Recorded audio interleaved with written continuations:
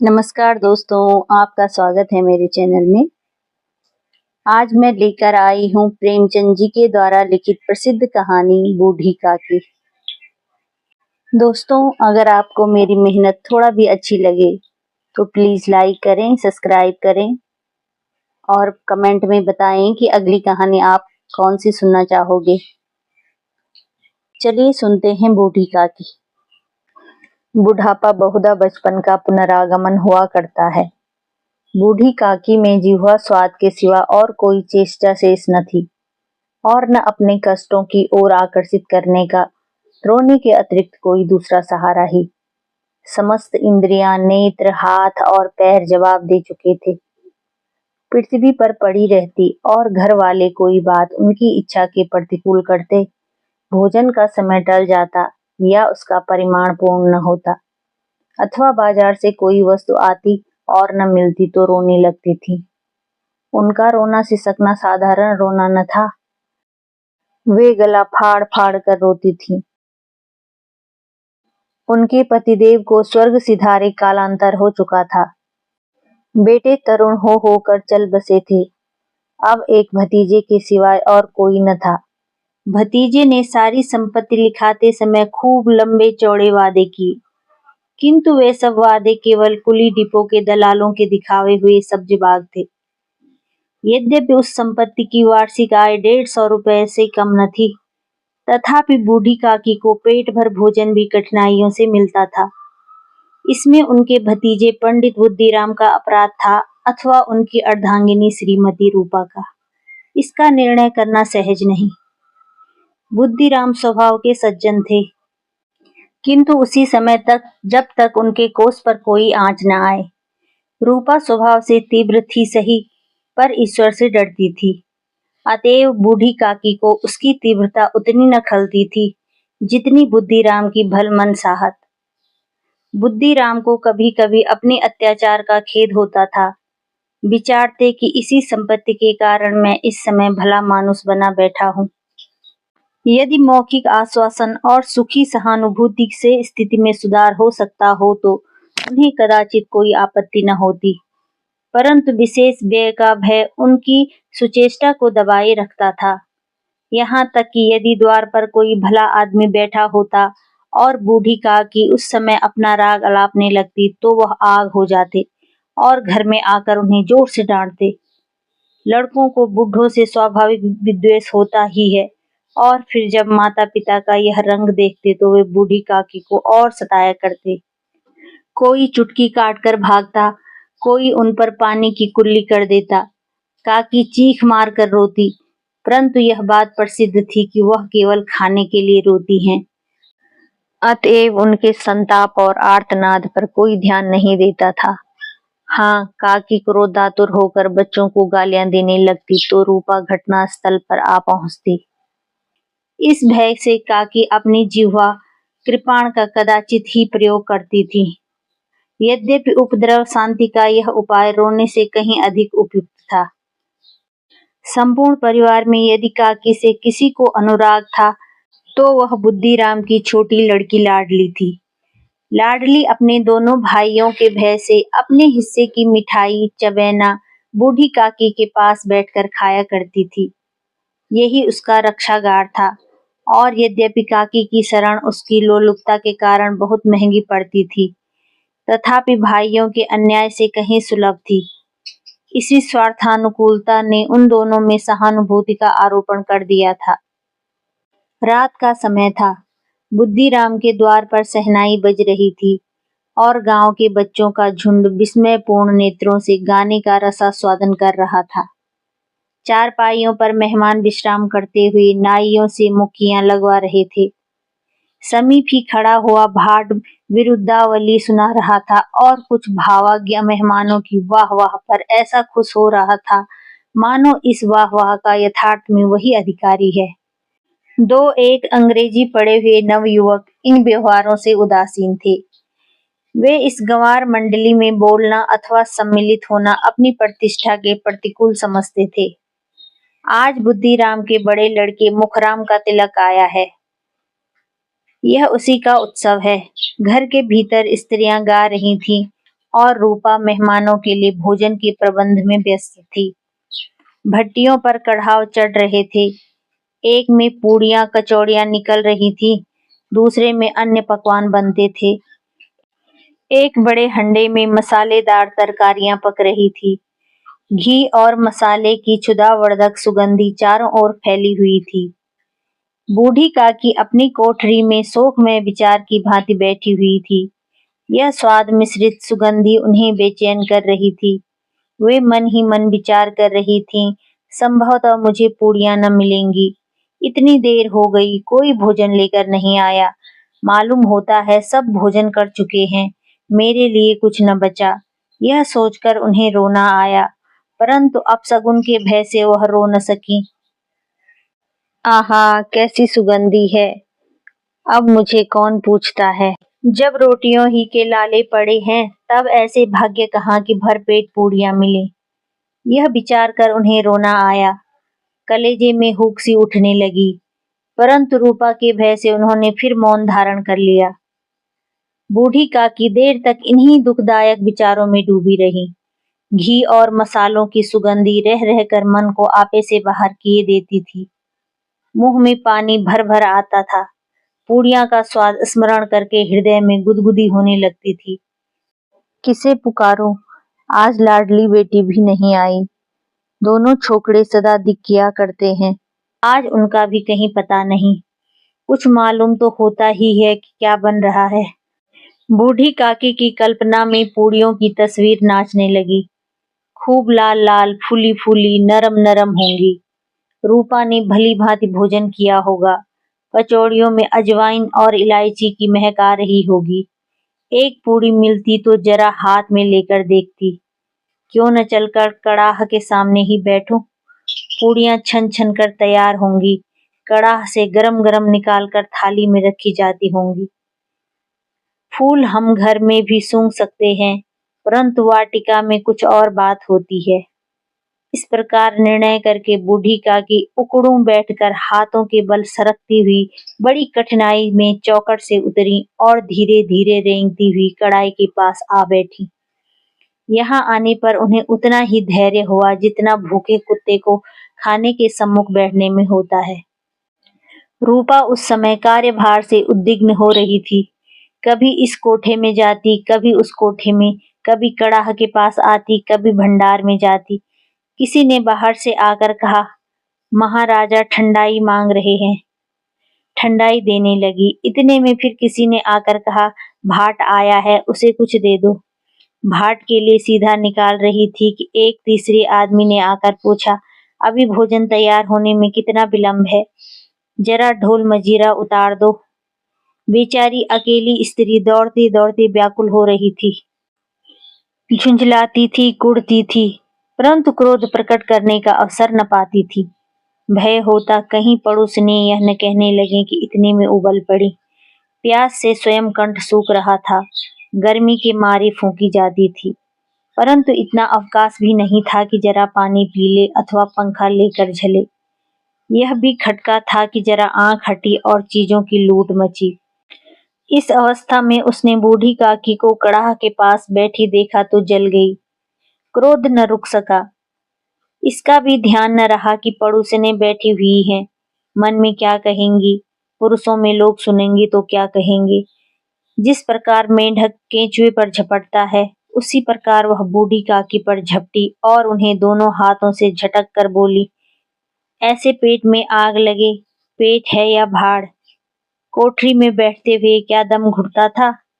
अभी मेहमानों ने नहीं खाया, भगवान को भोग नहीं लगा, तब तक धैर्य न हो सका, आकर छाती पर सवार हो गई। जल जाए ऐसी जीभ। दिन भर खाती न होती तो न जाने किस हांडी में मुंह डालती।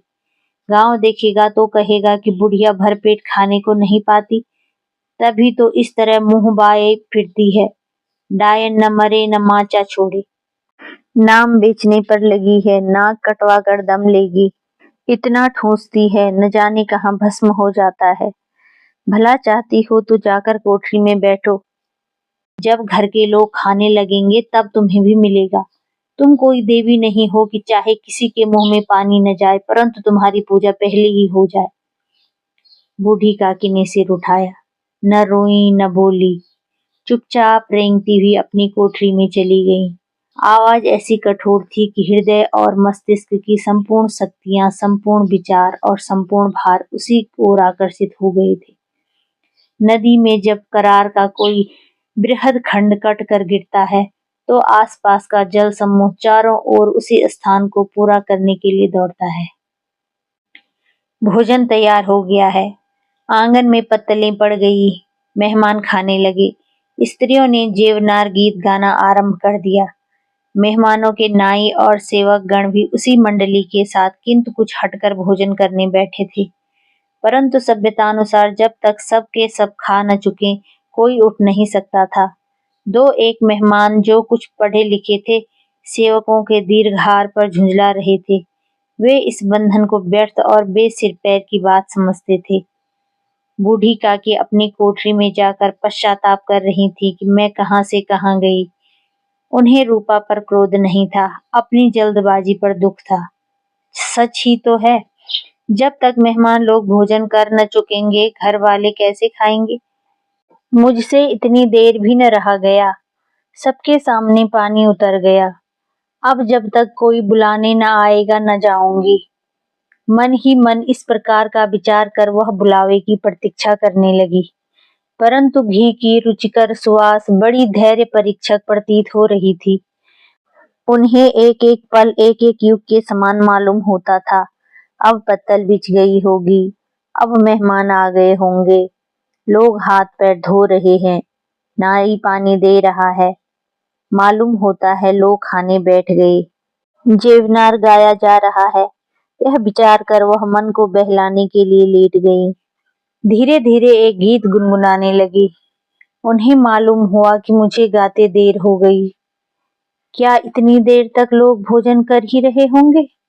किसी की आवाज नहीं सुनाई देती।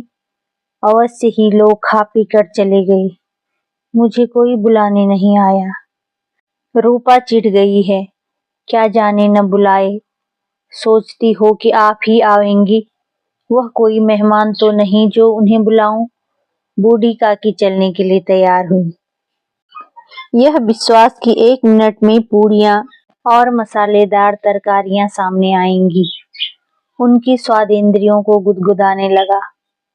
उन्होंने मन में तरह तरह के मंसूबे बांधे। पहले तरकारी से पूरियां खाऊंगी, फिर दही और शक्कर से। कचौड़ियां रायते के साथ मजेदार मालूम होंगी। चाहे कोई बुरा माने चाहे भला, मैं तो मांग मांग कर खाऊंगी। यह न लोग कहेंगे कि इन्हें विचार नहीं। कहा करें, इतने दिन के बाद पूड़ियां मिल रही हैं तो मुंह जूठा करके थोड़े ही उड़ जाऊंगी।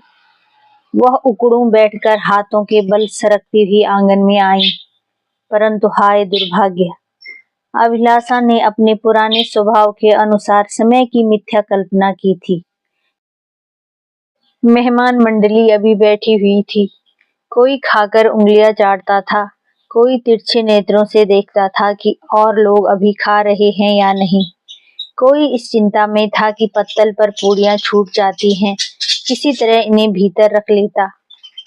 कोई दही खाकर जीभ चटकारता था, परंतु दूसरा दोना मांगते संकोच करता था कि इतने में बूढ़ी काकी रेंगती हुई उनके बीच में आ पहुंची। कई आदमी चौंक कर उठ खड़े हुए, पुकारने लगे, अरे यह बुढ़िया कौन है? यह कहां से आ गई? देखो किसी को छू न दे। पंडित बुद्धिराम काकी को देखते ही क्रुद्ध से तिलमिला गए। पूड़ियां का थाल लिए खड़े थे। थाल को जमीन पर पटक दिया और जिस प्रकार निर्दयी महाराज अपने किसी बेईमान और भगोड़े कर्जदार को देखते ही झपट कर उसका टेंटुआ पकड़ लेता है, उसी तरह लपक कर उन्होंने काकी के दोनों हाथ पकड़े और घसीटते हुए लाकर उन्हें अंधेरी कोठरी में धम्म से पटक दिया। आशा रूपी वाटिका लू के एक झोंके से नष्ट विनष्ट हो गई। मेहमानों ने भोजन किया, घर वालों ने भोजन किया, बाजे वाले धोबी चमार भी भोजन कर चुके, परंतु बूढ़ी काकी को किसी ने न पूछा। बुद्धिराम और रूपा दोनों ही बूढ़ी काकी को उनकी निर्लज्जता के लिए दंड देने का निश्चय कर चुके थे। उनके बुढ़ापे पर, दीनता पर, हत ज्ञान पर किसी को करुणा न आई थी। अकेली लाडली उनके लिए कुढ़ रही थी। लाडली को काकी से अत्यंत प्रेम था। बेचारी भोली लड़की थी। बाल विनोद और चंचलता की उसमें गंध तक न थी। दोनों बार जब उसके माता पिता ने काकी को निर्दयता से घसीटा तो लाडली का हृदय ऐंठ कर रह गया। वह झुंझला रही थी, सब खा जाएंगे, और यदि काकी ने मेहमानों से पहले खा लिया तो क्या बिगड़ जाएगा। वह काकी के पास जाकर उन्हें धैर्य देना चाहती थी, परंतु माता के भय से न जाती थी। उसने अपने हिस्से की पूड़ियां बिल्कुल न खाई थीं, अपनी गुड़ियों की पिटारी में बंद कर रखी थी। वह उन पुड़ियों को काकी के पास ले जाना चाहती थी। उसका हृदय अधीर हो रहा था। बूढ़ी काकी मेरी बात सुनते ही उठ बैठेंगी, पूड़ियां देखकर कैसे प्रसन्न होंगी, मुझे खूब प्यार करेंगी। रात के 11 बज गए थे। रूपा आंगन में पड़ी सो रही थी। लाडली को आंखों में नींद न आती थी। काकी को पूड़ियां खिलाने की खुशी उसे सोने न देती थी। उसने गुड़ियों की पिटारी सामने ही रखी थी। जब विश्वास हो गया कि अम्मा सो रही हैं, तो वह चुपके से उठी और विचारने लगी, कैसे चलूं? चारों ओर अंधेरा था, केवल चूल्हों में आग चमक रही थी और चूल्हों के पास एक कुत्ता लेटा हुआ था। लाडली की दृष्टि द्वार के सामने वाले नीम की ओर गई। उसे मालूम हुआ कि उस पर हनुमान जी बैठे हुए हैं। उनकी पूंछ, उनकी गदा सब स्पष्ट दिखाई दे रही हैं। मारे भय के उसने आंखें बंद कर ली। इतने में कुत्ता उठ बैठा। लाडली को ढांढस हुआ। कई सोए हुए मनुष्यों के बदले एक भागता हुआ कुत्ता उसके लिए अधिक धैर्य का कारण हुआ। उसने पिटारी उठाई और बूढ़ी काकी की कोठरी की ओर चली।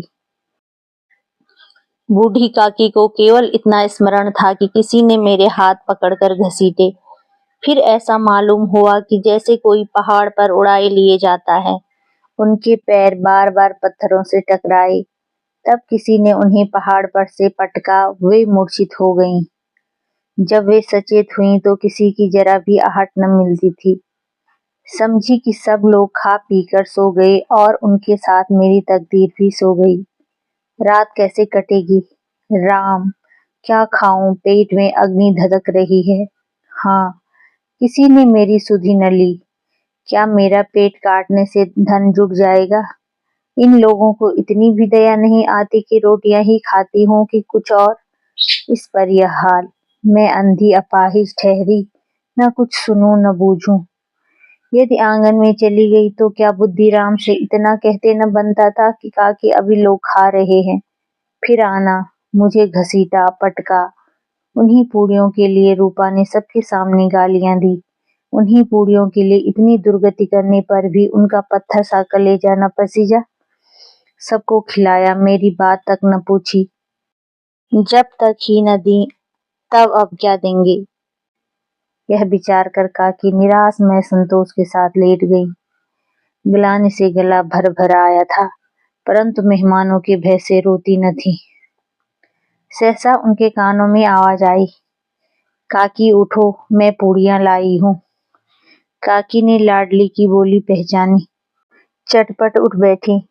दोनों हाथों से लाडली को टटोला और उसे गोद में बिठा लिया। लाडली ने पूड़ियां निकाल कर दी। काकी ने पूछा, क्या तुम्हारी अम्मा ने दी हैं? लाडली ने कहा, नहीं, यह मेरे हिस्से की हैं। काकी पूड़ियों पर टूट पड़ी। 5 मिनट में पिटारी खाली हो गई। लाडली ने पूछा, काकी पेट भर गया? जैसी थोड़ी सी वर्षा ठंडक के स्थान पर और भी गर्मी पैदा कर देती है, उसी भांति इन थोड़ी पूड़ियों से काकी की क्षुधा और इच्छा को और भी उत्तेजित कर दिया था। बोली, नहीं बेटी, जाकर अम्मा से और मांग लाओ। लाडली ने कहा, अम्मा सो रही है, जगाऊंगी तो मारेंगी। काकी ने पिटारी को फिर टटोला। उसमें कुछ खुरचन गिरे थे, उन्हें निकालकर वे खा गईं। बार बार होंठ चाटती थी, चटकारें भरती थी। हृदय महसूस रहा था कि और पूड़ियां कैसे पाऊं। संतोष सेतु जब टूट जाता है, तब इच्छा का बहाव अपरिमित हो जाता है। मत वालों को मद का स्मरण कराना उन्हें मदान बनाना है। काकी का अधीर मन इच्छा के प्रबल प्रवाह में बह गया। उचित और अनुचित का विचार जाता रहा। वे कुछ देर तक उस इच्छा को रोकती रहीं। सहसा लाडली से बोली, मेरा हाथ पकड़कर वहीं ले चलो जहां मेहमानों ने बैठकर भोजन किया है। लाडली उनका अभिप्राय समझ न सकी। उसने काकी का हाथ पकड़ा और जूठे पत्तलों के पास बैठा दिया। दीन क्षुधातुर हत ज्ञान बुढ़िया पत्तलों से पूड़ियों के टुकड़े चुन चुन कर भक्षण करने लगी। ओह दही कितना स्वादिष्ट था, कचौड़ियां कितनी सलोनी, खस्ता कितने सुकोमल। काकी बुद्धिहीन होते हुए भी इतना जानती थी कि मैं वह काम कर रही हूँ जो मुझे कदापि न करना चाहिए। मैं दूसरों की जूठी पत्तल चाट रही हूँ। परंतु बुढ़ापा तृष्णा रोग का अंतिम समय है, जब संपूर्ण इच्छाएं एक ही केंद्र पर आ लगती हैं। बूढ़ी काकी में यह केंद्र उनकी स्वादेंद्रिय थी। ठीक उसी समय रूपा की आंखें खुली। उन्हें मालूम लगा कि लाडली मेरे पास नहीं है। वह चौंकी। चारपाई के इधर उधर ताकने लगी कि कहीं नीचे तो नहीं गिर पड़ी। उसे वहां न पाकर वह उठी तो क्या देखती है कि लाडली जूठी पत्तलों के पास चुपचाप खड़ी है और बूढ़ी काकी पत्तलों पर से पूड़ियों के टुकड़े उठा उठा कर खा रही है। रूपा का हृदय सन्न हो गया। किसी गाय की गर्दन पर छुरी चलते देखकर जो अवस्था उसकी होती वही उस समय हुई। एक ब्राह्मणी दूसरों की जूठी पत्तल टटोले, इससे अधिक शोकमय दृश्य असंभव था। पूड़ियों के कुछ ग्रासों के लिए उसकी चचेरी सास ऐसा पतित और निकृष्ट कर्म कर रही है। यह वह दृश्य था जिसे देखकर देखने वाले के हृदय कांप उठते हैं। ऐसा प्रतीत होता मानो जमीन रुक गई, आसमान चक्कर खा रहा है, संसार पर कोई आपत्ति आने वाली है। रूपा को क्रोध न आया। शोक के सम्मुख क्रोध कहाँ, करुणा और भय से उसकी आंखें भर आईं। इस अधर्म के पाप का भागी कौन है?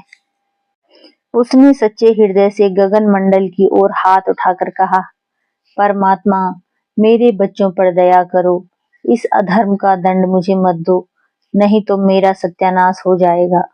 रूपा को अपनी स्वार्थपरता और अन्याय इस प्रकार प्रत्यक्ष रूप से कभी न देख पड़े थे। सोचने लगे, हाय कितनी निर्दयी हूँ। जिसकी संपत्ति से मुझे 200 रुपया वार्षिक आय हो रही है, उसकी यह दुर्गति, और मेरे कारण। हे दयामय भगवान, मुझसे भारी चूक हुई है, मुझे क्षमा करो। आज मेरे बेटे का तिलक था। सैकड़ों मनुष्यों ने भोजन पाया। मैं उनके इशारों की दासी बनी रही। अपने नाम के लिए सैकड़ों रुपए व्यय कर दिए, परंतु जिसकी बदौलत हजारों रुपए खाए, उसे इस उत्सव में भरपेट भोजन न दे सकी। केवल इसी कारण तो वह वृद्धा असहाय है।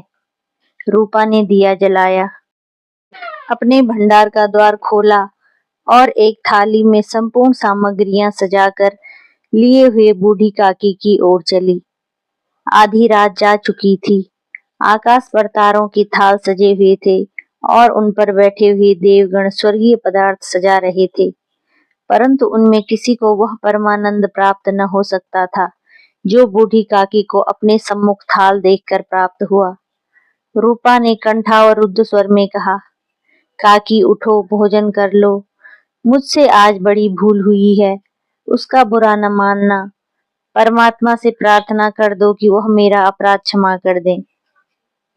भोले भाले बच्चों की भांति जो मिठाइयां पाकर मार और तिरस्कार सब भूल जाता है, बूढ़ी काकी वैसे ही सब भुलाकर बैठी हुई खाना खा रही थी। उनके एक एक रोए से सच्ची सदिच्छाएं निकल रही थी और रूपा बैठी इस स्वर्गीय दृश्य का आनंद लेने में निमग्न थी। फिर मिलते हैं अगली कहानी में।